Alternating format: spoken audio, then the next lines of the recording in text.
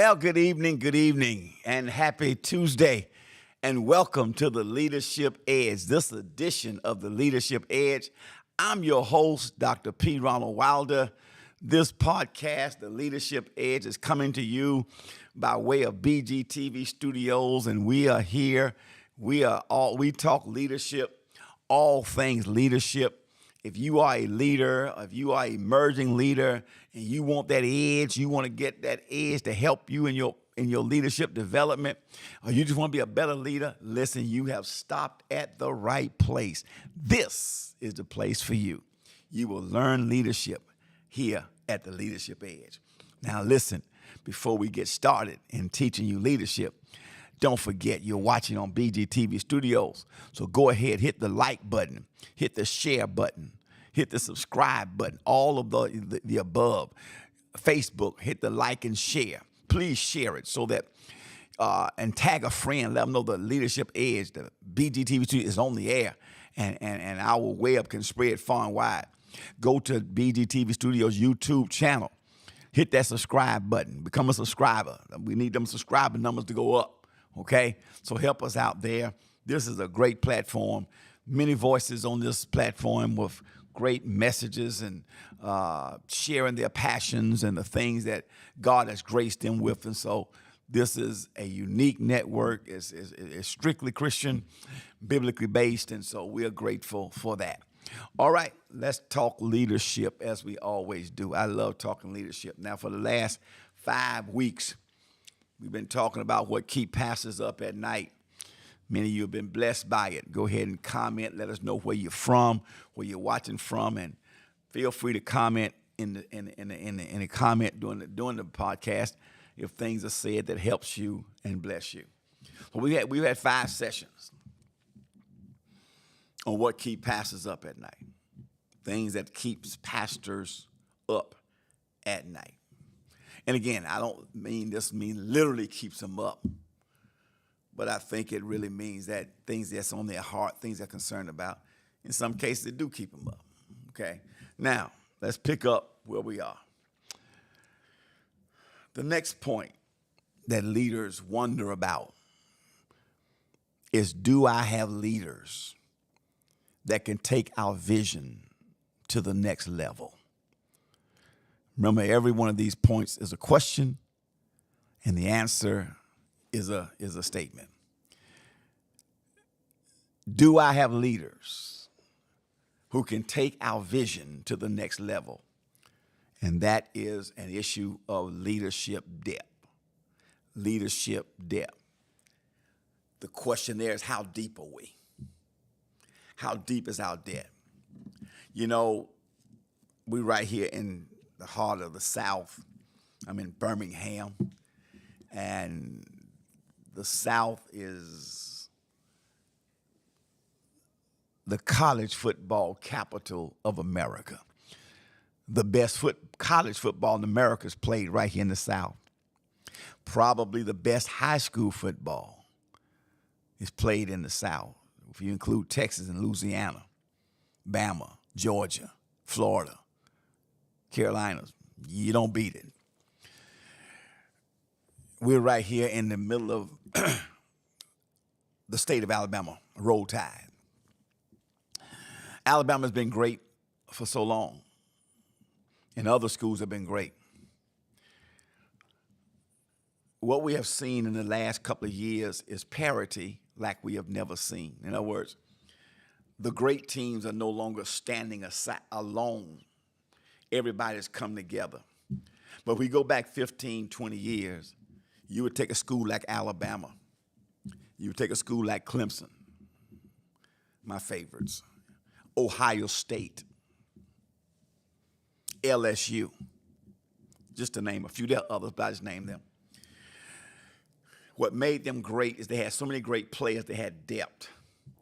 For example, at running back, Alabama, any of those schools I named, might have a starting running back who's probably a Heisman Trophy candidate, okay? But behind him, they had 3 or 4 other guys on the depth chart, going 3 or 4, at least 4 down, who could be starting on other teams. Okay, who could be starting on other teams. But yet on Alabama, they're not starting because the depth is so great. He might be number 3. He might have came out of Florida as Mr. Football in Florida and got to Alabama, and he's 3rd on the depth chart. Can't even get on the field hardly because that's how great the depth is. It'll be like that at Ohio State. It'll be like that at LSU, Clemson. Not just at running back, at wide receiver, same thing. At linebacker, same thing. Somebody gets hurt, no problem. Next man up, he's just as good. That's called depth. That was how things were 15 years ago, maybe even 10 years ago. But here we are now in 2025, and it's not like that. Because 20 years ago, you had no recourse. When you signed with Alabama, you're there for the 4 years. If you want to transfer to another school, you got to sit out a year and all of that. Well, now we got a different monster. We got 2 different monsters out there. We have the transfer portal, and we have NIL. Transfer portal says if you ain't playing, you can leave and go and play immediately. NIL says we're going to pay you for your services. So here's a guy who was at Alabama as 3rd on the depth chart. Rather than wait his turn, he gets a call from another school and say, hey, you come over here, we're going to give you $1 million, and you play immediately. What are you going to do, stay at Alabama? No, he going on. So Alabama took a hit. Clemson took a hit. LSU took a hit. Ohio State took a hit. So now they may have a good first team, but the depth down is not the same. So we see production kind of fall off from like Alabama, from like LSU, from like Clemson. Why? Because the leadership, the depth is no longer where it used to be. If a linebacker get hurt, they don't have another All-American 5-star they can plug in there because that 5-star is at another school because of transfer and NIL. And so they don't have the depth they used to have. And it brings parity. The question is, how do I have leaders that can take us to the next level? How's your depth? Some of us have good leadership at the top, but there's no depth down. The goal of every leader should be to train someone to replace them. Everyone should have their replacement in place. Not that they're fixing to go anywhere, but just in case something happens, your replacement is there. You've already trained or in the process of training. You are mentoring your replacement. How deep is our depth? Can we take this to the next level? How deep is our depth? I believe our leadership depth should be at least 3 deep. Are we at least 3 deep? Why 3, P. Ronald? Because what does the Bible say? Abraham, Isaac, and Jacob, that's 3. We should be at least 3 deep. Do we have leadership depth that keep pastors up at night? If you don't, my suggestion to you is work on building the depth. Because there are leaders in place now that they'll move on off, and you have to have someone to come up and replace them. Okay? If you don't have the leadership depth, a thing will die. Okay? Next point on what keep pastors up at night. What do we do next? What do we do next? That's an issue of strategic planning. There's always, what do we do next? We're doing this, we fulfill that, what's next? That is strategic planning. Now, how do we know what to do next? Well, we have to ask ourselves a question. Are we reading the trends? See, the trends will tell us what we need to do next. Are we culture watchers? Now, we are not watching the culture to become the culture or be like the culture. We have culture watchers watching the culture to see what the culture is doing so that we now can know how to minister to them and take the gospel to them. To know how to speak the gospel in a language that they understand. to speak and declare it in a language that they understand, because they don't always understand our language. We have a church language, we have a kingdom language, but they don't understand that. And so we have to read the trends and stop being so far behind. In most situations, the church is always 15 years behind the culture. We got to change that. We got to be like the Issachar group. In 1 Chronicles chapter 12 and verse 32, from the New Living Translation of the Bible, it says this: from the tribe of Issachar, there were 200 leaders of the tribe with their relatives. And all of these men understood the signs of the times and knew the best course for Israel to take. Do we know the times and what's the best course for the church to take? That's an issue of strategic planning, reading the trends, and being a culture watcher, and being an Issachar church. You have to be an Issachar leader in this moment. You can't be blind and oblivious to what's happening. You got to see where the culture is. You have to see where the trends are. You have to. That's what made Issachar leaders, that they knew what to do. We have to know what to do. So what do we do next? What do we do next? Strategic planning. And we plan what to do next based upon what we perceive, discern, and see that the culture is in dire need of. Okay? All right. We winding down. The next thing that keeps pastors up at night is, do my people know I'm on assignment? That's an issue of destiny. Do they know? Do my leaders know? Do my congregation know that I am on divine assignment? That I'm a destiny traveler? I'm moved by destiny? That I'm not just living life haphazardly. I'm not just going through the motion, but that I'm on divine assignment? That destiny is calling me? When you understand that your leader is on assignment and has destiny pulling him or her, it helps you see them in a different light. Because now you understand why they're so driven. Because it's like Paul said, woe is me if I don't preach this gospel. You're on divine assignment. I am assigned to do what I am doing now, presently. I'm assigned to raise leaders. I'm on a destiny trail to build leaders and to make as many leaders as I possibly can. So you got to know everybody has assignment. Let's roll through the scriptures for a moment. I'm going to call some names that all of y'all are familiar with. And you'll see that this is something that is consistent throughout the scriptures. Abraham's assignment was what?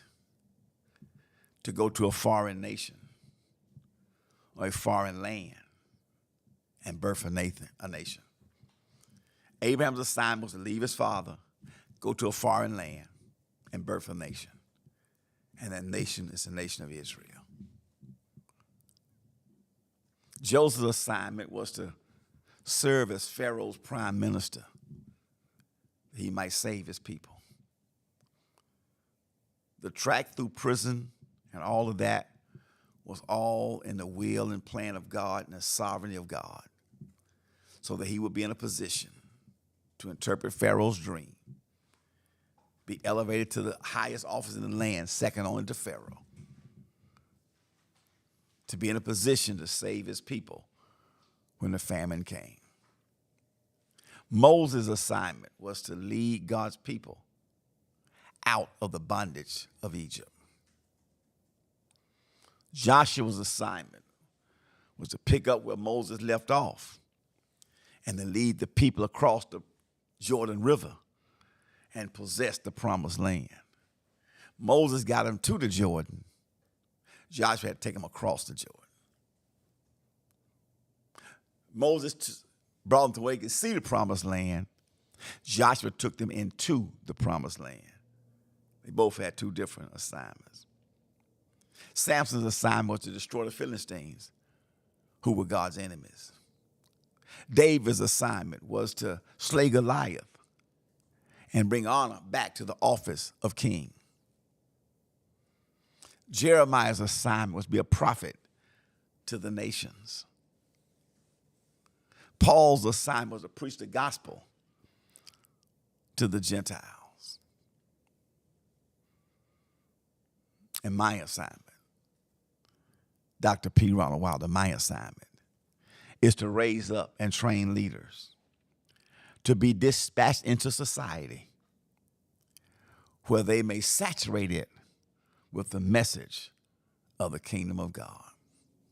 It's my assignment, to raise up leaders and dispatch them, send them into society where they can saturate society with the message of the kingdom of God.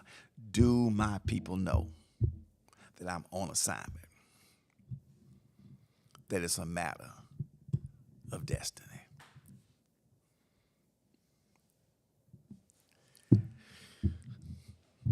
And the last thing I'll share with you tonight, the last thing that keeps pastors up at night, after we've gone through all the things I've laid out in the last 5 weeks, 6 if you're counting this one, it all comes down to the last thing that keeps me up and other pastors up, is at the end of the day, what will I leave behind? What will I leave behind? That's a matter of legacy. What will my legacy be? Will my name be remembered 25 years from now? What will people say about me? When I say 25 years, I mean 25 years after I'm gone. What will they say? How will I finish?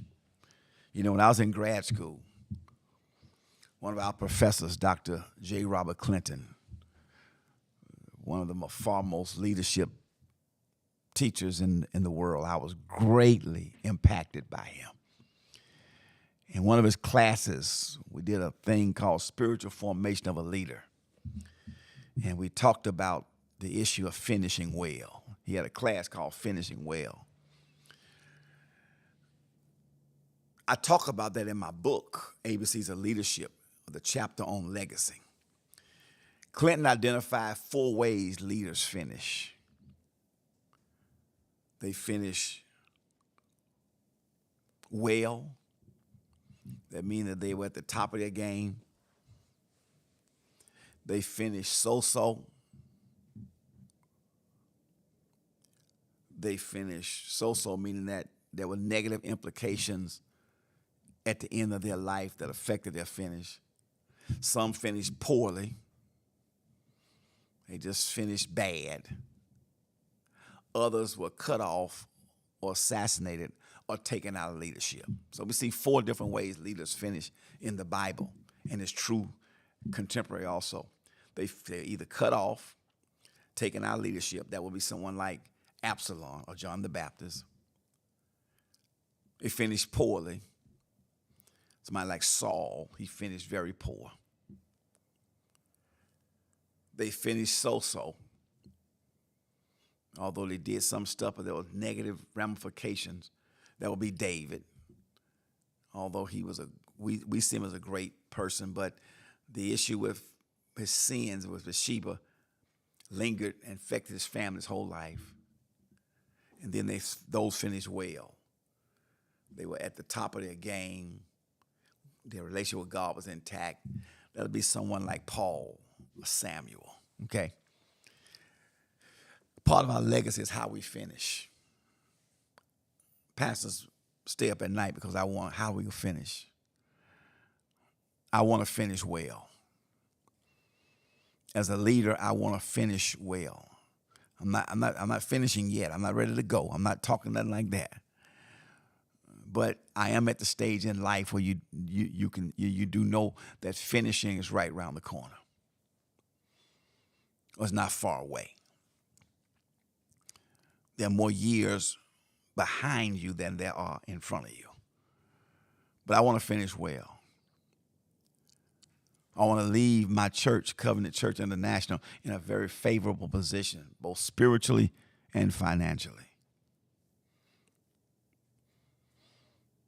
I want to be like Abel. Hebrews 11:4 says, Abel is dead, yet his gift is still speaking. I want, when I'm gone, my gift to still be speaking to this generation.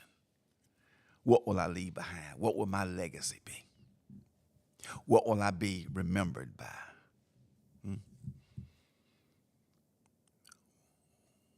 How will my family think of me? How will my wife and my children think of me? How will my church think of me? Again, what will they say about me 25 years down the road? Will my name be remembered? Will my works still be effective? Will the people that I've influenced still be in leadership and impacted by the things I taught them? Will my teaching still be alive and people using them? That's the question. What we leave behind. Nobody wants to leave a trail of sadness and tears and a mess because of character issues and integrity issues. But here is how I put it. When I wrote my life statement, and we had to do this in grad school, and talked about our finish, here is what I had to say about how I wanted to be remembered. I will leave a legacy of a life well lived. I will leave a legacy of a life well lived, loving leadership, and a vision for the future for those that I love to follow. I want to leave something that those that I love will have something to follow. I want to leave a legacy for those that come behind me to follow.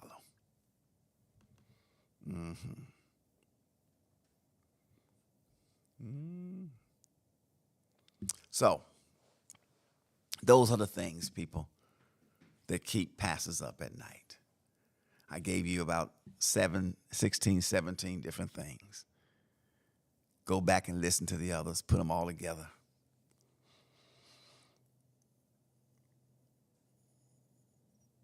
Work it out in your own situation. Some of these things will always be a part of our being. But put in place the measures to minister to those things, eradicate, so that they won't no longer keep you up at night. Okay? Leave a legacy. Finish well. Finish strong with the help of God. Listen, my time is up. Don't forget, visit the website. Pick up my book, The ABCs of Leadership. The website's popping on the screen for you. Don't forget to go to my shop page. And again, on my shop page, all of my leadership teachings, much of the stuff that I talk about here, but I go into much more detail because I'm in a seminar setting on those. The bundle package is the best buy on my website. Every leadership teaching I have is on here, and you can get it for a third of the price and take it with you, plug it in your computer, download it, and you got me all the time, okay? Again, last thing I want to say today is, hey, BGTV Studios is a tremendous platform that is making a mark that cannot be erased. Podcasters are jumping on, it's spreading. There's a great article written about Brad and BGTV Studios in a national magazine. So we're making traction. We can make more traction, but we need your support to do that. Now, 100% of everything you give will go toward BGTV Studios. We, the podcasters, we don't get 1 red cent, 1 dime. We don't share, ain't no percentage. Every dime you give goes to the management and upkeep of BGTV Studios. Now, there are several ways you can give. You can give, number one, as a one-time gift, give a good, large sum, or you can become a monthly partner. The ways to give on the screen, you can go to bgtvstudios.com, and you can text any amount to 84321 and give right there. Brad will appreciate it. I will appreciate it. So go ahead and do that and give. Amen. And let's make BGTV Studios strong and vibrant from a financial standpoint. Listen, my time is up. Again, this is Dr. P. Ronald Wilder. Again, finish well, leave a great legacy, reminding you 2 things, that leadership matters and leaders lead. God bless you. Have a good one. I'll see you next Tuesday.